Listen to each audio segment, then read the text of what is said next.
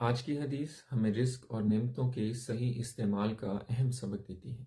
اس ضمن میں حضرت ابن مسعود رضی اللہ تعالیٰ عنہ روایت کرتے ہیں کہ نبی کریم صلی اللہ علیہ وسلم نے فرمایا کہ قابل رشک دو ہی قسم کے لوگ ہیں، ایک وہ جسے اللہ تعالیٰ نے مال عطا کیا ہو اور وہ اسے برمحل استعمال کرے، دوسرا وہ شخص ہے جسے اللہ تعالیٰ نے علم اور حکمت عطا کی ہو اور وہ اس کے مطابق فیصلے کرتا ہے اور دوسروں کو بھی سکھاتا ہے۔